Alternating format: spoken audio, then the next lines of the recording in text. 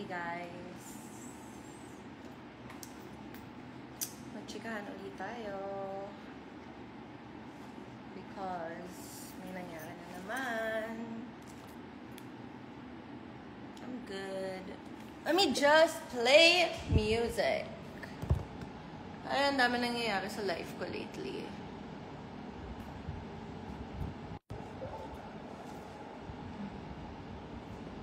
Ang dami nangyayari lately. But anyway,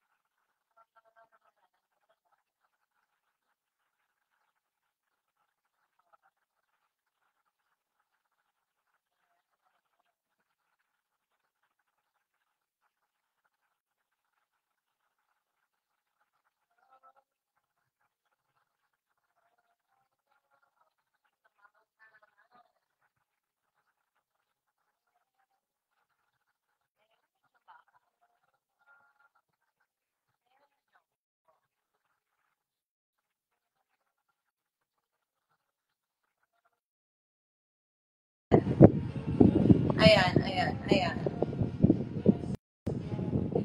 Narinig niyo na ako.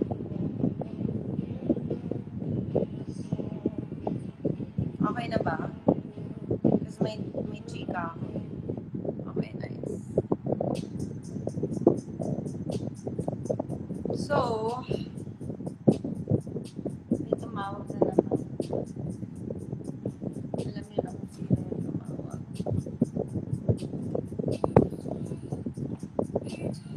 So, tumawag na naman siya. And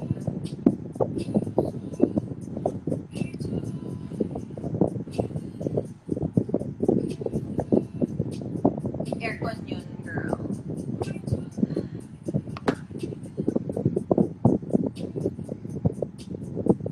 The E-fan is too loud. It's AC, guys.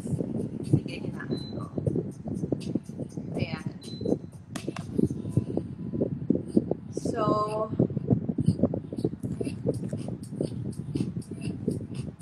yeah, same kami ng condo.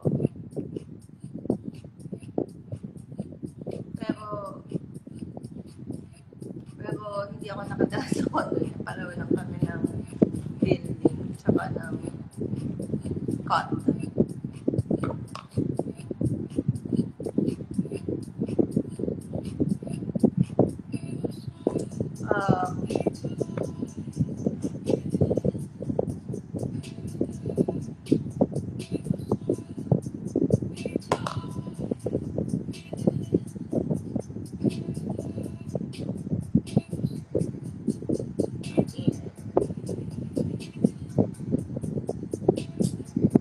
So, may chika ako.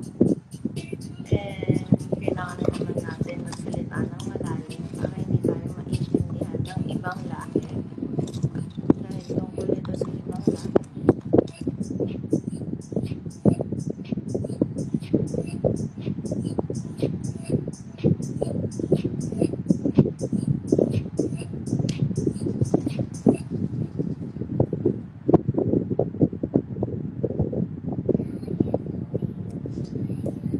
Kamusta kayo?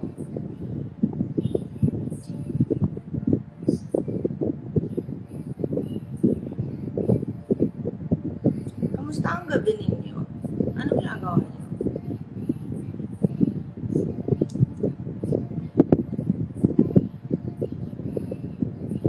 Are you pure Filipina? Medyo. Actually, hindi masyado.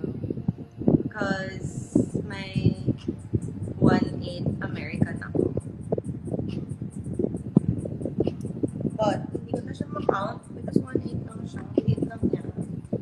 Di man lang siya 1/4.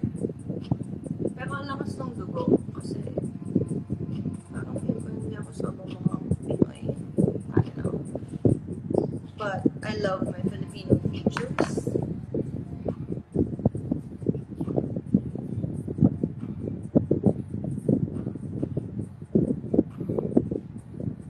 Ang ganda nung you look like a Latina girl.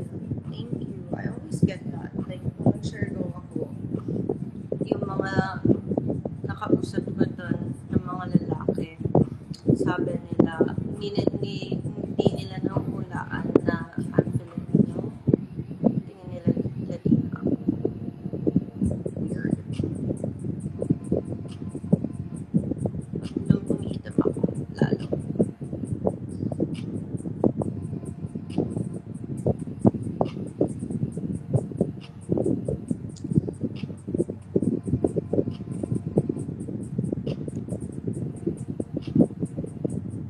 Yeah, meron akong isang mas matandang kapatid.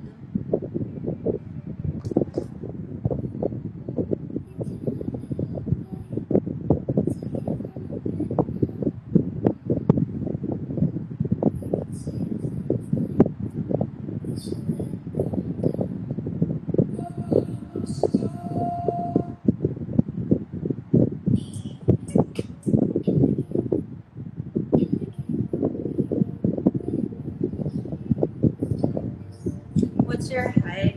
160 centimeters, so that's like 5'3".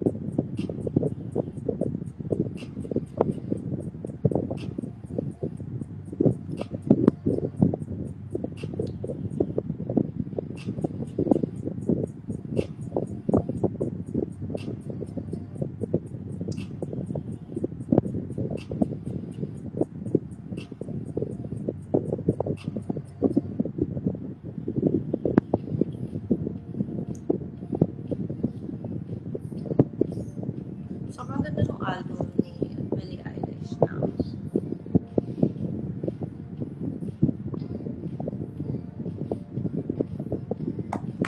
Medium. Here. I think medium. Yeah, I need to get a haircut.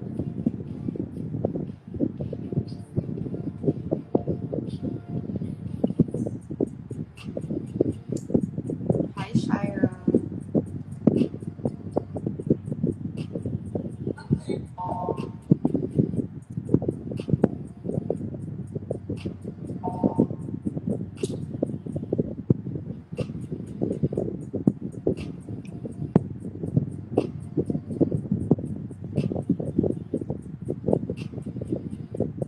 Anong series recommendation meron kayo? Ano shampoo mo? My shampoo right now, I want to buy a rice shampoo. Yung pinopromote na Angel Day. Kasi it's good for your hair, yung rice. But right now, naka-swab ako. Swab. Yung galing America na shampoo na may rose oil. And I also use the Balmain volumizing shampoo. What's your usual instructions for your hairdresser? I go to a Korean hairdresser and I ask them for long layers and curtain bangs, Korean curtain bangs. Thank you. Hello, Miss Chris. So beautiful. Muffled po voice niyo. Wala.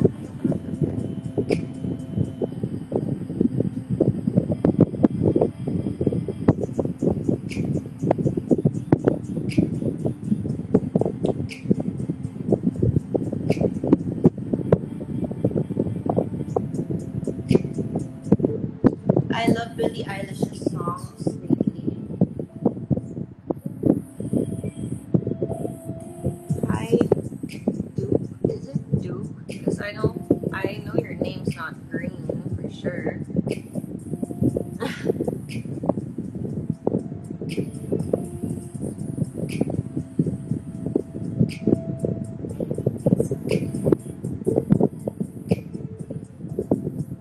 Are you currently dating someone? No, I'm not. I'm not because my standards are very high, and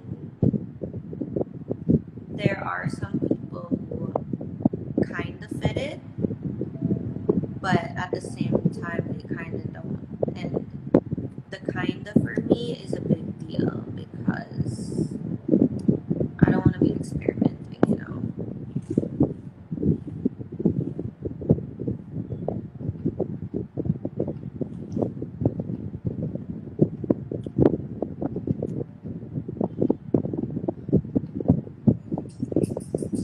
Ask me questions.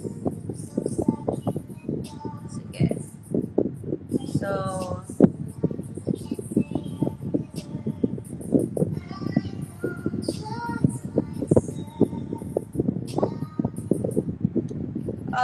let's talk about, I'm so sorry. Eto, okay na ba? Is this better? Okay, let's talk about my ideal type. So, my ideal type would be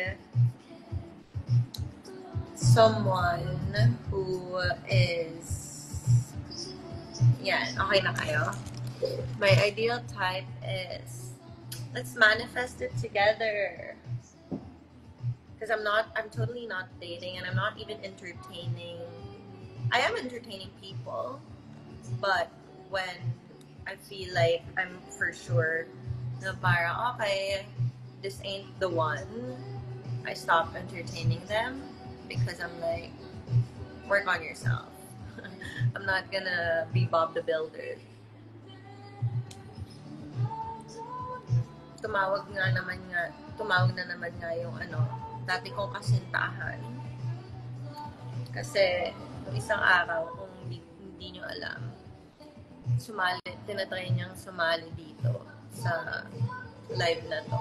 Pero hindi ko tinanggap. Tapos parang nag-text siya kasi may mga tanong daw siya. And then, sabi ko na hindi ako handang sagutin yung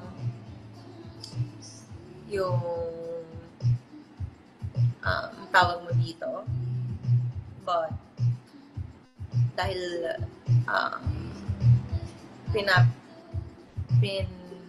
inuuna ko pinaprioridad ko ang aking mga limitasyon. Pero kung may tanong ka tungkol sa atin, pwedeng walang magsasalita ng lengguaheng maiintindihan ng ibang nilalang, ng ibang lahi. Anyway, sabi ko, ngunit kung ikaw ay may mga tanong,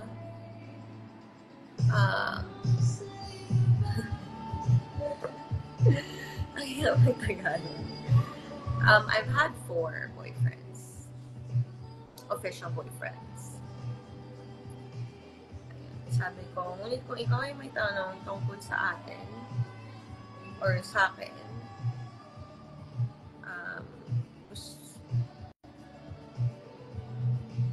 gusto kong sagutin para mabigyan ka ng kaliwanagan. Yun ang sabi ko. Tapos tumawag na yun. Nangamusta. Nagtanong kung nasa akin pa ba ang marka. Dahil pareho kaming nagpamarka nung kami ay nag-ibang bansa. At sinabi ko na oo. At tinanong niya kung bakit. At sinabi ko na dahil marami akong ginagawa at tatanggalin ko ang marka kapag ako ay naisipan ko na ayokong magmadali, ngunit hindi ko mamadaliin ang sarili kong tanggalin iyon at para sa akin naman din iyon. Hindi pa ako nakakapag-desisyon kung tatanggalin ko ba siya ng tuluyan o papatungan ko. I-upload ko siya. Actually, meron pa akong 4. Baka next, tingnan natin. Siguro kung hindi ako nagla-live ngayon, magagawa ko siya. Magandang ideya yun.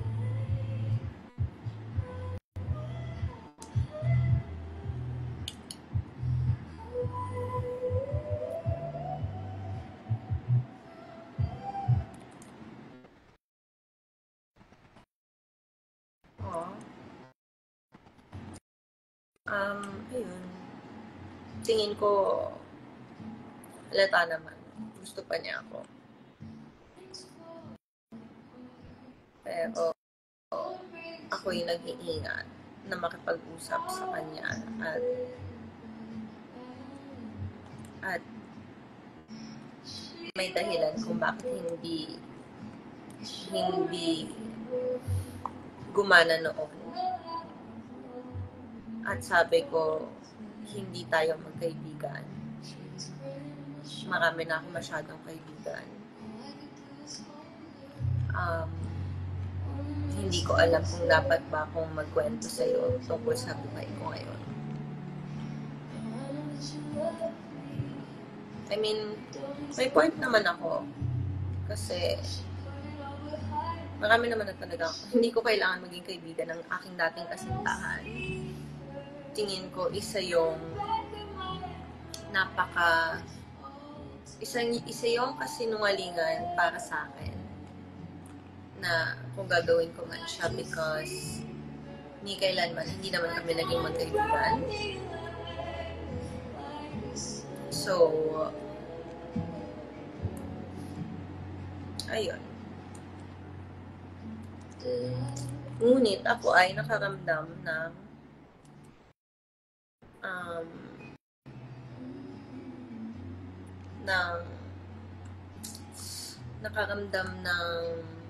pakiramdam. Nakaramdam ng pakiramdam na gusto kong ikwento ang mga nangyari sa akin noong mga oras na hindi kami nag-usap. Kasi siya yung nagkikwento nung magkausap kami. Ako hindi nagkikwento. Ngunit tingin ko hindi tamang magkwento. Dahil bakit? Magkikwento. Diba? Medyo nasisenti tuloy ako. Si Billie Eilish kasi nag-release ng mga kantang ganyan eh.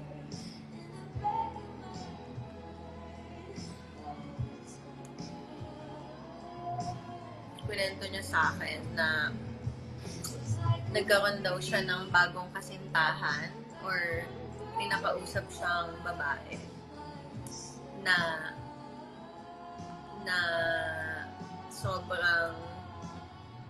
sobrang naging interesado sa buhay ko, na tingin daw ng tingin sa aking mga gumagalaw na litrato. Tingin siya ng tingin at ikinukumpara niya ang pagtrato niya sa kanya kumpara sa pagtrato niya sa akin noon. At nagagalit daw ang kanyang naging kasintahan pagkatapos namin. Bakit ginawa niya ito sa akin at hindi niya ginawa ang ito sa kanya. Araw-araw daw niya ako araw-araw daw ako ng babae. Tinignan ng aking mga litrato at mga gumagalaw na litrato. Nakakatawa lang.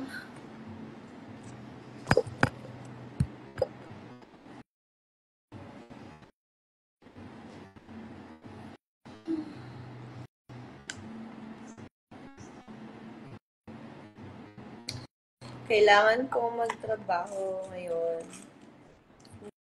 Ngunit ako'y tinatamad.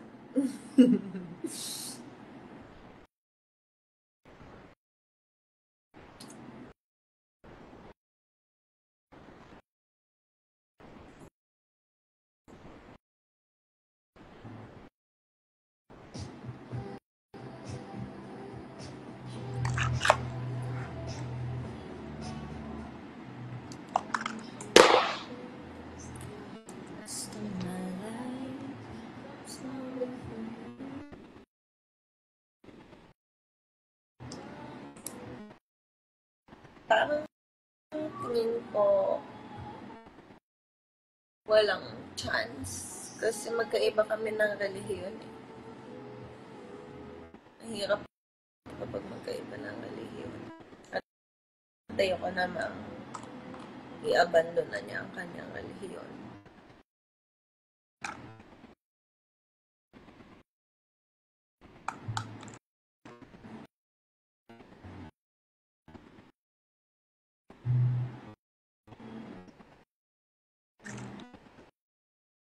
Feel ko, hindi ko nga dapat siya kinakausap.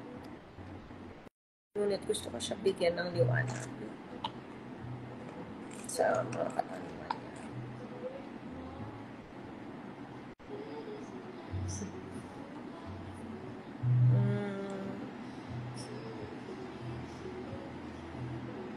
Ayoko maging karelihiyon niya eh.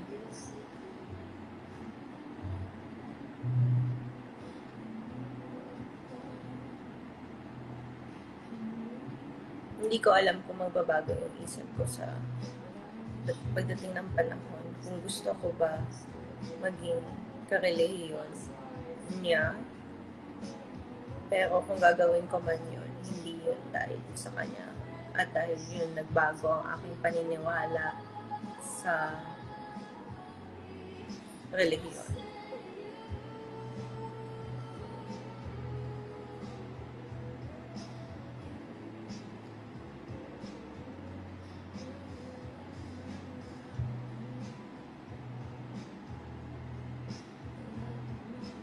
Dahil ngayon, ayokong isarado ang aking sarili sa iba't ibang relihiyon. Naniniwala ako sa Diyos at minsan pumupunta ako sa favorite church. Pero kung ang paniniwala ko ay mas malapit sa paniniwala niya, ng relihiyon na yun, okay sa akin na magpalit ng relihiyon kung saan man ako naniniwala.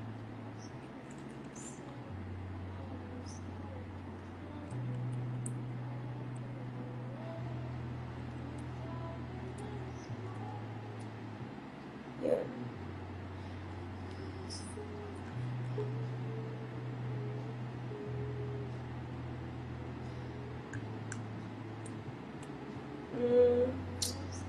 Actually, nung naghiwalay kami, medyo mabilis ako naka-move on.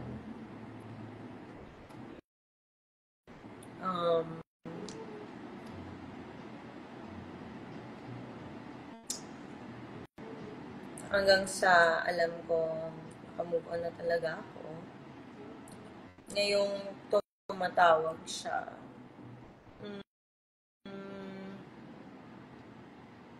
hindi ko alam eh kung ano ba ang totoong definition ng naka-move on. Ang definition ba ng naka-move on is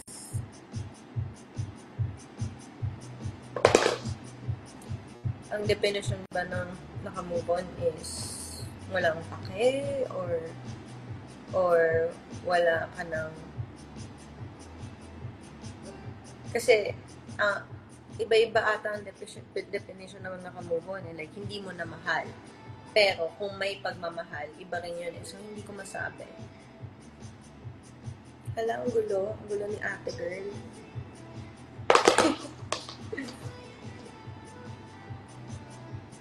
Hindi ko alam. Tingin ko naman oo. Pero kasi napapaisip ako bakit hindi ako ginugulo ngayon.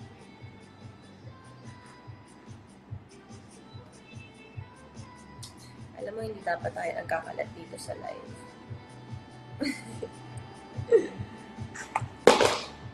Ako'y kailangan ng magtrabaho. I need to work. I'm just lazy.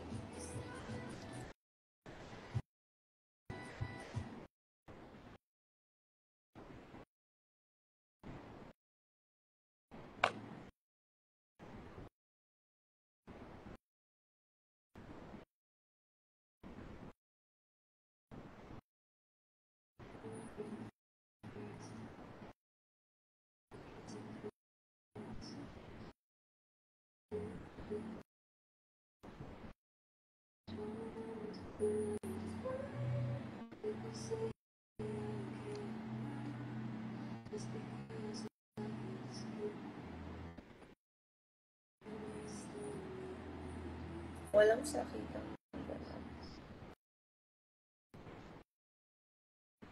Sige na, guys. Any series recommendation?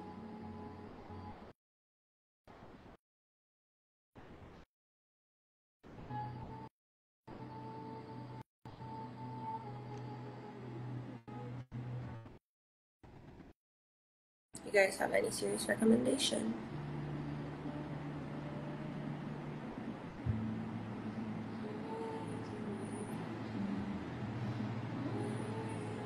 Alrighty.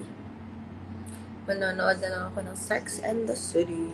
I've been watching that show.